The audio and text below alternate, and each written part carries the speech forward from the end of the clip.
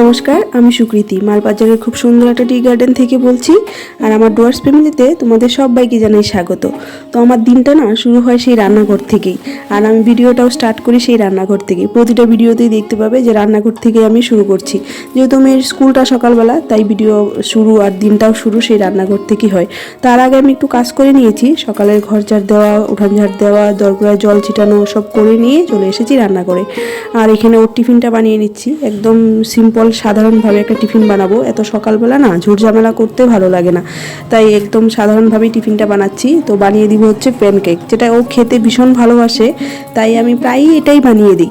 তো এখানে ডিমটা দেখছো দিয়ে নিয়েছি, আর তার আগে দিয়ে দিয়েছিলাম একটু আটা, আর ওর মধ্যে একটু সুজি দিয়ে দিয়েছিলাম, দিয়ে অল্প পরিমাণের একটু চিনি দিয়েছি, দিয়ে ভালো করে মিক্স করে নিয়ে আর সাদা তেলের মধ্যে এটা দিয়ে দিব।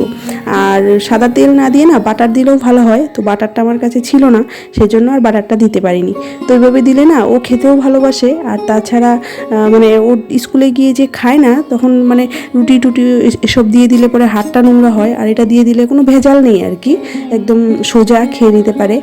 আর এখানে দিয়ে দিচ্ছি একটু মধু, যেহেতু চিনিটা কম দিয়েছি তাই মিষ্টিটা কম লাগবে, তাই মধু দিয়ে দিলাম। বন্ধুরা দেখো, ও রেডি হয়ে এখানে খাওয়া দাওয়া করে ডান্স করছে। তো এই যে আমাদের টোটো আসবে, আসলে পরেই আমরা বের হব। ফুল ফুটিছে একবারে কি আবার করো। আর আমার এই বিছনা টিছনা কিচ্ছু উঠানো হয়নি, স্কুল থেকে এসে তারপরে উঠাবো। যেহেতু টোটো দিয়ে যাচ্ছি তাই একটু মানে তাড়াতাড়ি যেতে হবে। আর যদি ওর বাবা নিয়ে গেলে তো একটু দেরি করে নিয়ে যায়, বাইক দিয়ে চলে যায়। টোটো আসলে পরে তো দাঁড়ায় থাকলে আবার খারাপ দেখা যায় না ব্যাপারটা। তো ওর জন্য বিছনা টিছনা গুছাইনি, পরে গুছাবো আর যাচ্ছি। তো চলো বের হয়ে পড়ি।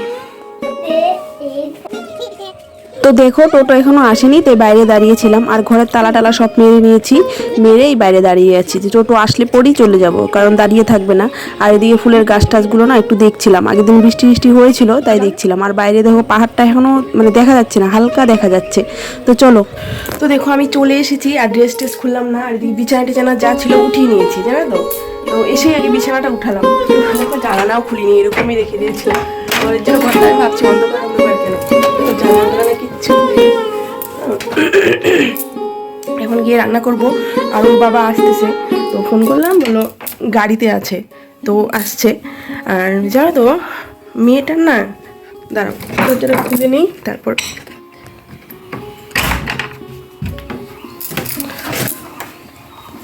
তো আজকে রৌদ্র উঠলো জানো, দুদিন পরে মনে হয় রৌদ্র উঠলো।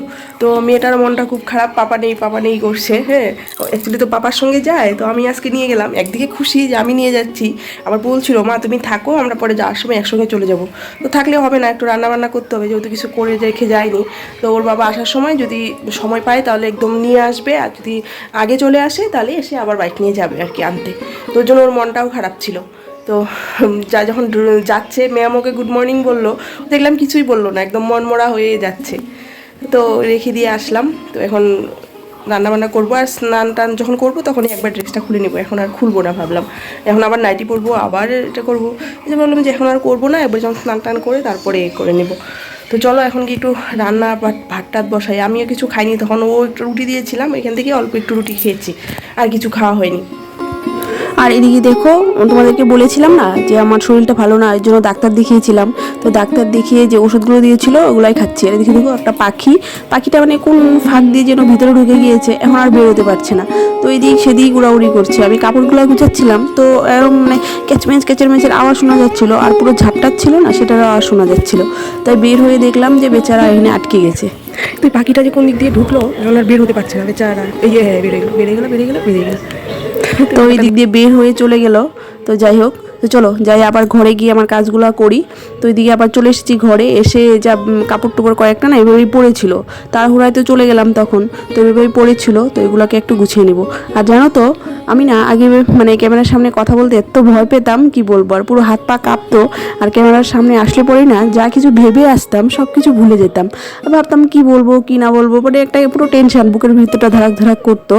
আর এখন না সেটা আর হয় না, এখন মানে ক্যামেরার সামনে ইজিলি কথা বলতে পারি, একটার পরে একটা কথা মনেই থাকে, মনেই আসে মানে এরকম, মানে একটা কথা বললে পরে পরের লাইনটাও কি বলবো না বলবো চলে আসে, আমাকে আর ভাবতে হয় না, মানে এরকম হয়ে গেছে। আমি অনেক ক্যামেরার সামনে এসে মানে অভ্যাস করতে থাকতাম। তাছাড়া আমি ওইদিকে আয়নার সামনে গিয়ে কথা বলতাম, মানে অনেক বলেছি। আমি তো মানে ইউটিউবে এসেছি প্রায় 1 থেকে 1.5 বছর হয়ে গিয়েছে। এটা আমার নতুন চ্যানেল, আর আগে আরেকটা ছিল। তো এটা মানে কোনো কারণবশত একটু ভুলভ্রান্তির জন্য অনেক স্ট্রাইক ফাইক এসেছিলো বলে মানে এটা বাতিল করে দিয়ে এটা আবার নতুন করে খুললাম। তো ওইটাতে আমি মানে দেখলে বুঝতে পারতে যে আমি ক্যামেরার সামনে এসে কীভাবে কথা বলতাম, মানে কথাতেই বোঝা যেত যে আমি ভয় পাচ্ছি। তো মানে এই ছিল অবস্থা। আর এদিকে দেখো সব কাজকর্ম করে নিয়েছি, করে এই কতগুলো বাসন জমেছিল, তো এগুলো এখন একটু ধুয়ে নিব, ধুয়ে গিয়ে স্নান টান করবো। আর তার আগে একটু সবজি টবজিগুলো কেটে নিব, কেটে তারপর স্নান করব। তো সেরকম আজকে রান্না বান্নার কিচ্ছু নেই, তো একদম মানে সাধারণ রান্নাই করব। আর যেন আগে যেহেতু কথাটা বেশি বলতে পারতাম না, তাই মানুষ বেশি দেখতেও না।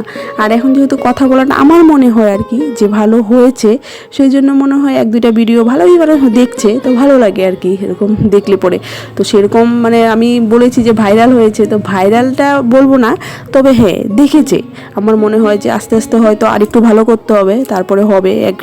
মানে কয়েকদিনের মাত্র তো 2 মাস হলো খুলেছি, এখনই আমার আশা নেই যে এখনই হবে। কারোর হয় 2 মাসের মধ্যে হয়ে যায়, আমার আশা নেই। আমি 1 বছরের একটা মানে টাইম নিয়েছি যে 1 বছরের মধ্যে আমার যদি হয় তো হলো, আর না হলে নেই।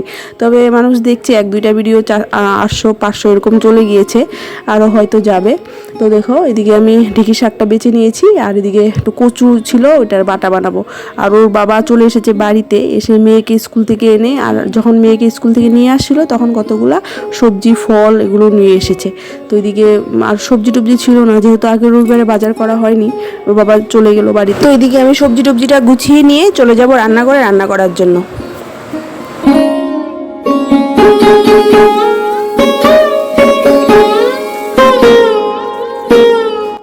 তো ওদিকে রান্নাটা বসিয়ে দিয়েছি, আর তখনের যে কচু কেটেছিলাম, কচুর বাটাটা বানিয়ে ফেলেছি, আর যে ঢেঁকি শাক ছিল ওটাও বানিয়ে ফেলেছি। আর এখন বানাচ্ছি আলু পটলের ডালনা। তো ডালনা বললে ভুল হবে, একটু ঝোল ঝোলের মতো করেই বানাবো আর কি। তো টমেটোগুলো দিয়েছি, টমেটো, তারপরে জিরা বাটা, আদা বাটা, লঙ্কা বাটা এগুলো দিয়ে, আর রসুন বাটা, পেঁয়াজ বাটা সবই দিয়েছি, দিয়ে বানিয়ে নিলাম। করছো মামা? পড়ছো? তোমার পড়তে ভালো লাগছে? তোমার হোমওয়ার্ক করা হয়ে গিয়েছে? দেখাও তো। তো বন্ধুরা দেখো, ও স্কুল থেকে এসে স্নান টান করে একটু মানে স্কুলে যা পড়া দিয়েছিল ওইটাকেও কমপ্লিট করেছে। তো এই হোমওয়ার্ক করার জন্য না ওকে বলতে হয় না, ও নিজের থেকেই করে নেয়। মানে ও নিজে বইটা নিয়ে বসে স্কুল থেকে এসে নিজেই করে নেয়। বাহ, খুব সুন্দর। তো সব কমপ্লিট? পিছিয়ে দেয় নাই? ওকে, গুড গার্ল। এটাও এখানে আরো আছে? আর আমি যেটা দিয়ে গিয়েছিলাম এটা করেছো? কেন? এটা ভালো লাগে না? করতে হবে তো বাবা, পরে নাহলে তো এক্সামে তুমি পারবা না। এক্সামে না হলে তুমি পারবা না। পারবা? তাড়াতাড়ি করো।